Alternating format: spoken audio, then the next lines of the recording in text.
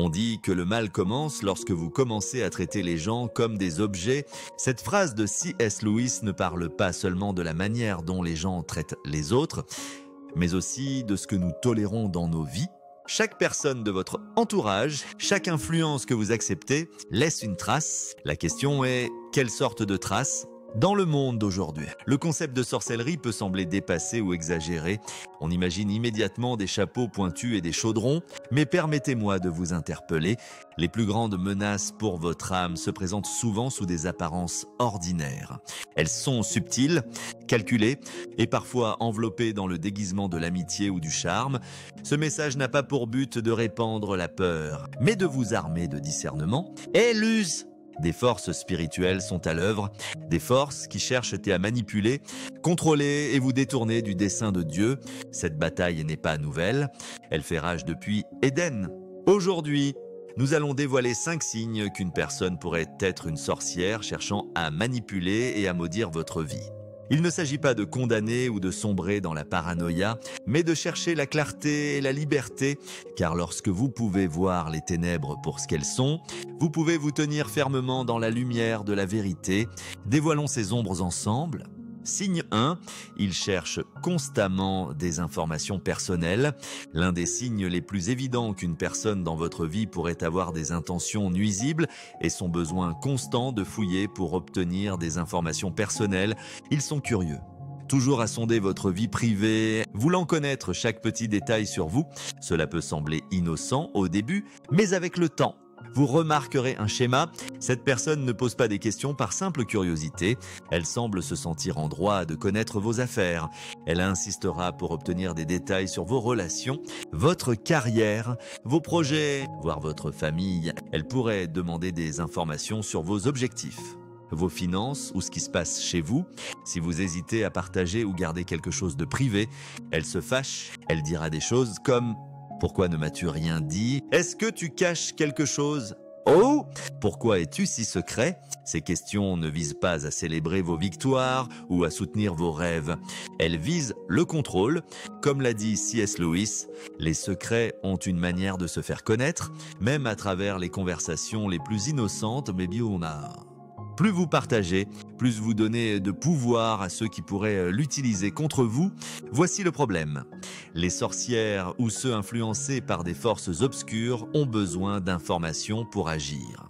Que ce soit pour des sorts rituels ou simplement pour répandre de la négativité, ils prospèrent en connaissant vos moindres faits et gestes. Ils utiliseront ce que vous partagez pour bloquer vos progrès, semer le doute ou faire échouer vos plans. C'est pourquoi vous pourriez remarquer des schémas où les choses s'effondrent après avoir partagé vos rêves ou vos prochaines étapes avec cette personne. Réfléchissez, combien de fois avez-vous partagé une bonne nouvelle pour voir tout s'écrouler peu après? Peut-être planifiez-vous de lancer une entreprise, d'acheter une maison ou de faire un grand changement de carrière, et dès que vous l'avez dit à quelqu'un, cela ne s'est pas concrétisé. Ce ne sont pas juste des coïncidences. Ce sont des signaux d'alerte. La Bible dit dans Proverbe 4, 23 « Garde ton cœur plus que toute autre chose, car de lui jaillissent que les sources de la vie. » Garder votre cœur signifie être prudent avec ce que vous partagez et avec qui vous le partagez. Tout le monde dans votre entourage ne vous soutient pas et certains pourraient activement travailler contre vous, intentionnellement ou non. Les personnes qui cherchent des informations outrepassent souvent les limites, essayant même de s'imposer dans votre vie. Elles pourraient prétendre être proches de vous, portant un masque d'amitié ou de sollicitude. Elles fouilleront dans des choses qui devraient rester privées, vos projets, les dynamiques familiales, vos relations et utiliseront ce qu'elles apprennent contre vous. La meilleure façon de vous protéger est d'avancer en silence. Vous ne devez d'explications à personne concernant votre vie. Gardez vos projets entre vous et Dieu jusqu'à ce qu'il soit temps de les partager. Soyez attentifs au schéma et à l'énergie que vous ressentez après avoir parlé à quelqu'un. Si une personne apporte toujours chaos, doute ou négativité après que vous avez partagé quelque chose, c'est un signe qu'il faut prendre du recul et établir des limites. Rappelez-vous, tout le monde qui pose des questions n'est pas un ami. Restez en prière.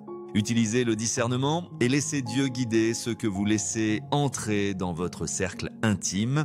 Signe 2, il s'adonne à l'idolâtrie. Un autre signe clair qu'une personne dans votre vie pourrait être influencée par des forces obscures. Et si elle s'adonne à l'idolâtrie ne se limite pas à adorer des statues ou des dieux anciens. Elle peut prendre de nombreuses formes. Elle se produit chaque fois que quelqu'un élève quelque chose ou quelqu'un a une place qui n'appartient qu'à Dieu. Et la personne qui s'y adonne peut ne rien voir de mal à cela. Par exemple, elle pourrait vénérer une célébrité, un mode de vie ou même elle-même. Prenons l'exemple de Beyoncé et de sa base de fans. Certains l'adorent littéralement, l'appelant « Mère divine », la défendant aveuglément et agissant comme si elle ne pouvait rien faire de mal. Beyoncé est consciente de ce pouvoir et de ce contrôle qu'elle exerce sur ses adeptes. Ils attaqueront quiconque parle contre elle, allant jusqu'à des extrêmes pour protéger celles qu'ils ont idolâtrées. Comme l'a dit C.S. Lewis, celui qui combat les monstres doit veiller à ne pas devenir un monstre lui-même au cours du processus. Le danger de l'idolâtrie est qu'elle ne se contente pas de déformer ce que nous adorons, elle change qui nous sommes. Lorsqu'une personne adore autre chose que Dieu, son caractère commence à refléter la nature imparfaite de son idole, plutôt que la perfection de son créateur. Mais prenons du recul, il ne s'agit pas seulement des célébrités, il s'agit de tout ce qui prend la priorité sur Dieu. Cela peut être une carrière, une relation, l'argent ou des possessions matérielles. L'idolâtrie aveugle les gens, elle détourne leur attention de l'adoration du Créateur vers l'adoration de la création, qu'il s'agisse d'une autre personne ou de leur propre statut. La Bible est claire à ce sujet dans Exode 23:4. « Tu n'auras pas d'autre Dieu devant ma face.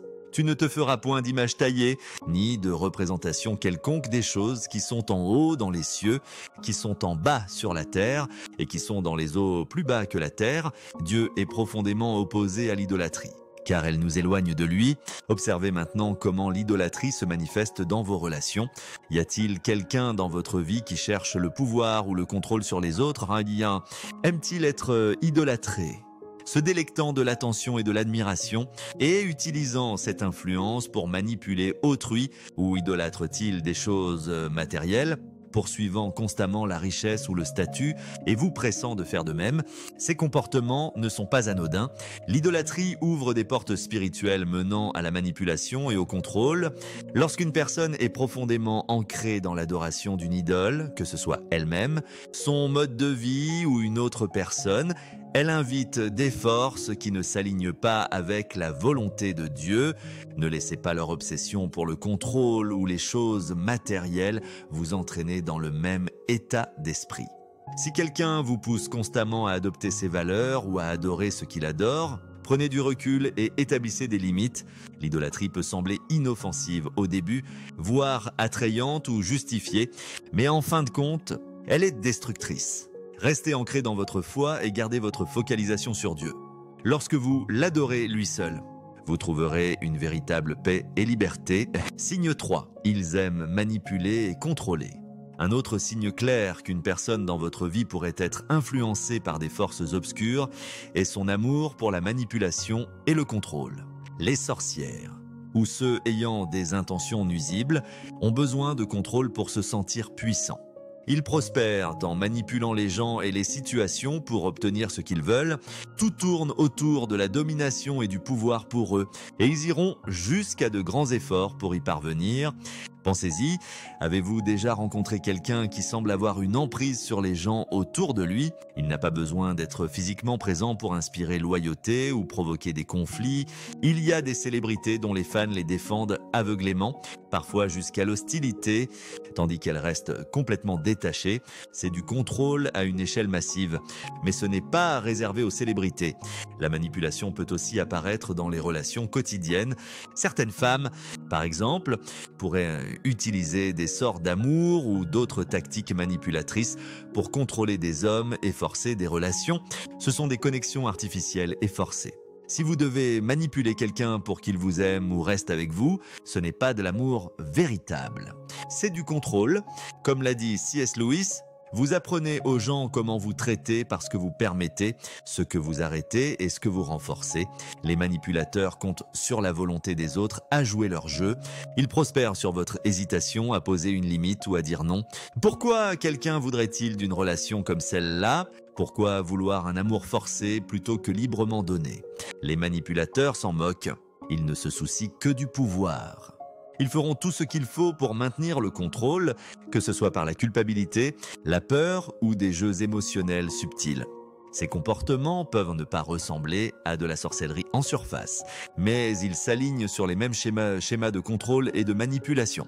Un manipulateur ne respecte pas vos limites. Il les voit comme des obstacles à surmonter. Il tordra les mots, utilisera la flatterie ou jouera même la victime pour vous faire sentir obligé envers lui. La Bible nous met en garde à ce sujet dans Galates 5.1. C'est pour la liberté que Christ nous a affranchis. Demeurez donc fermes. Et ne vous laissez pas mettre de nouveau sous le joug de la servitude. Le désir de Dieu est que nous vivions dans la liberté, non sous le poids du contrôle de quelqu'un d'autre.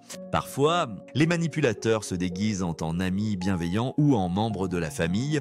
Ils pourraient dire des choses comme « Je ne fais que t'aider »,« Oh, tu le regretteras si tu ne m'écoutes pas », mais leur soi-disant aide ressemble souvent à du contrôle, car c'est exactement ce que c'est. Ils veulent que vous doutiez de vous-même, que vous remettiez en question vos décisions et que vous dépendiez d'eux pour des conseils. La manipulation peut être subtile ou évidente, mais le résultat est toujours le même, elle vous maintient enchaîné. C'est pourquoi il est si important d'établir des limites et de prier pour le discernement. Lorsque l'influence de quelqu'un dans votre vie commence à sembler oppressive ou écrasante, il est temps de réévaluer son rôle dans votre parcours. Dieu nous appelle à vivre dans la liberté, fortifiée par son esprit, et non enchaîné par les manipulations des autres. Restez ancré dans sa vérité et rappelez-vous que personne n'a le droit de contrôler votre vie, sauf Dieu. Signe 4. Il pratique ou encourage des activités occultes. Un autre signe clair qu'une personne dans votre vie pourrait être influencée par des forces obscures et si elle pratique ou encourage des activités occultes, cela inclut des pratiques comme la magie, le vaudou, la divination, la voyance ou toute forme de sorcellerie. Ces pratiques vont à l'encontre de la parole de Dieu et ouvrent des portes à des préjudices spirituels. Comme l'a dit C.S. Lewis, les hommes superficiels croient en la chance ou en les circonstances. Les hommes veulent croient en la cause et l'effet. Les personnes attirées par l'occulte cherchent souvent des raccourcis, recherchant pouvoir, réponse ou contrôle en dehors du dessein de Dieu. Mais elles ne réalisent d'autre pas que chaque action dans le domaine spirituel a des conséquences et se mêler de ces choses invite des forces qu'elles ne peuvent contrôler. Certaines personnes essaieront de vous recruter dans leurs rituels. Elles pourraient vous offrir quelque chose de simple, comme un cristal pour une énergie positive ou une bougie pour manifester quelque chose. Elles diront « c'est inoffensif ». Oh, il n'y a rien de mal avec la bonne magie, mais c'est ainsi que l'ennemi trompe en faisant passer les ténèbres pour quelque chose d'inoffensif, voire d'attrayant. La Bible est très claire à ce sujet dans Deutéronome 18, 10, 12, où Dieu qualifie ces pratiques d'abomination. Consulter des médiums, parler aux morts, lancer des sorts, toutes ces choses sont un rejet de l'autorité de Dieu et une invitation pour l'ennemi à prendre le contrôle. Parfois, les personnes impliquées dans l'occulte vous donneront des instructions précises.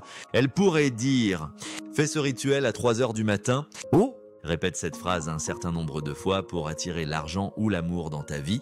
Tout cela semble être une superstition inoffensive, mais en réalité, vous ouvrez des portes à des malédictions spirituelles. Ces personnes vous diront souvent ouvertement ce qu'elles font.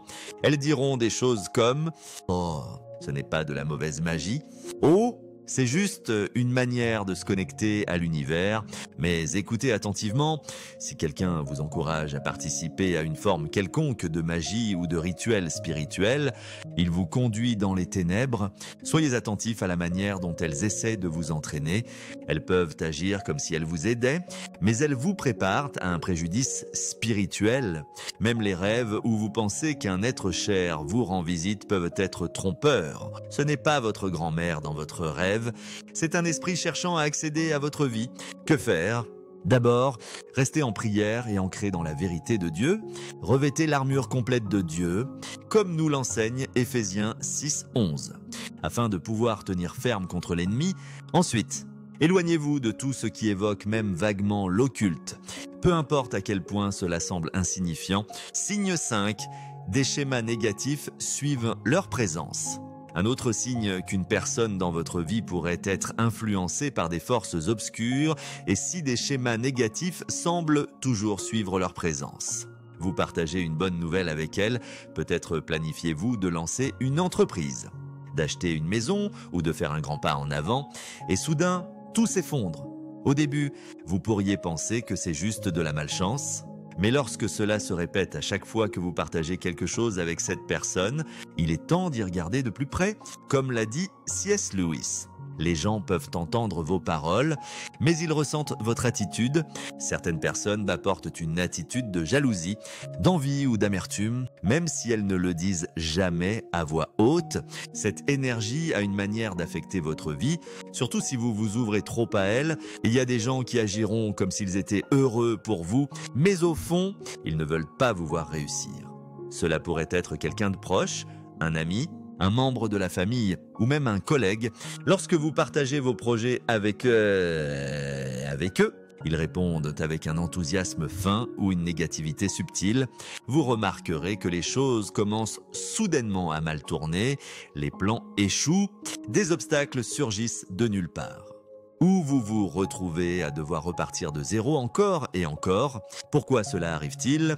Les personnes sous des influences obscures portent souvent un esprit d'envie ou de sabotage.